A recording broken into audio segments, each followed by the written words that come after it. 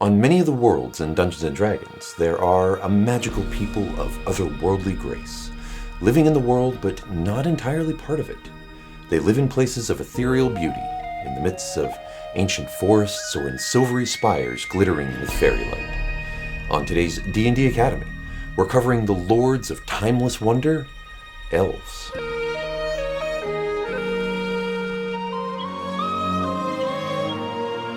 Welcome back to D&D Academy. My name is Paul, and I'm the Dungeon Master here at House of Crit. With their unearthly grace and fine features, elves appear hauntingly beautiful to humans and members of many other races. They are slightly shorter than humans on average, and they are more slender and agile. Elves' skin coloration encompasses not only the wondrous human range, but can also include skin in shades of copper, bronze, and almost bluish white, hair of purple, green, or blue, and eyes like pools of liquid gold or silver. They favor elegant clothing in bright colors, and they enjoy simple yet lovely jewelry. Elves can live well over 700 years, giving them a broad perspective on events that might trouble the shorter-lived races more deeply. They are more often amused than excited, and more likely to be curious than greedy. They tend to remain aloof and unfazed by petty happenstance. When pursuing a goal, however, whether adventuring on a mission or learning a new skill or art, elves can be focused and relentless. They are slow to make friends and enemies, and even slower to forget them. They reply to petty insults with disdain, and to serious insults with vengeance. Most elves dwell in small forest villages hidden amongst the trees. Elves hunt game, gather food, and grow vegetables, and their skill and magic allow them to support themselves without the need for clearing and plowing land. They are talented artisans crafting finely worked clothes and art objects. Their contact with outsiders is usually limited, though a few elves make a good living by trading crafted items for metals, which they have no interest in mining. Elves encountered outside their own lands are commonly traveling minstrels, artists, or sages.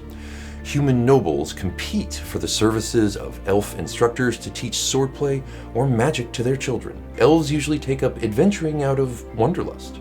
Since they are so long-lived, they can enjoy centuries of exploration and discovery.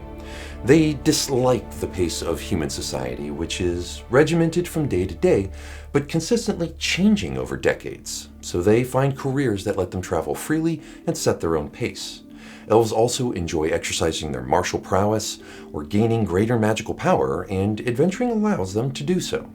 Some might join with rebels, fighting against oppression, and others might become champions of moral causes. Now, if you've decided to make an elven character, you gain a variety of features and traits that represent an assortment of both inborn abilities and cultural attributes. Elves have a bonus to their dexterity score of +2, representing their agile nature. Although elves reach physical maturity at about the same age as humans, the elven understanding of adulthood goes beyond physical growth to encompass worldly experience.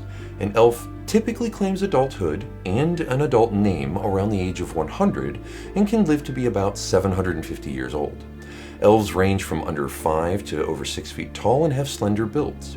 You are considered a medium-sized creature and have a base walking speed of 30 feet. Elves have dark vision, which means you can see in dim light within 60 feet of you as if it were bright light, and in darkness as if it were dim light. You can't discern color in darkness, only shades of gray. You have proficiency in the perception skill due to your keen senses, and your Fey ancestry gives you advantage on saving throws against being charmed, and magic cannot put you to sleep. In fact, elves don't need to sleep. Instead, they meditate deeply, remaining semi-conscious for 4 hours a day. The common word for such meditation is trance. When meditating, you can dream after a fashion. Such dreams are actually mental exercises that have become reflexive through years of practice. After resting this way, you gain the same benefit that a human does from 8 hours of sleep. You can also read, speak, and write both the common language as well as Elvish. Finally, there are 3 sub-races of elves that you get to choose from: High Elf, Wood Elf, and Drow. As a High Elf, you have a keen mind and mastery of at least the basics of magic, and thus get a +1 bonus to your intelligence score. And you know 1 cantrip of your choice from the wizard's spell list. Intelligence is your spell casting ability for it. You also have proficiency with the longsword, short bow, and longbow, and can read, speak, and write one extra language of your choice.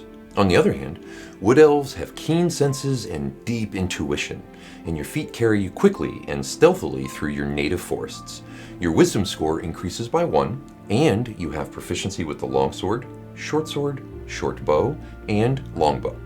Your base walking speed increases to 35 feet, and you can attempt to hide even when you are only lightly obscured by foliage, heavy rain, falling snow, mist, and other natural phenomena. And finally, the drow are the dark elves, typically found in the subterranean regions of the world.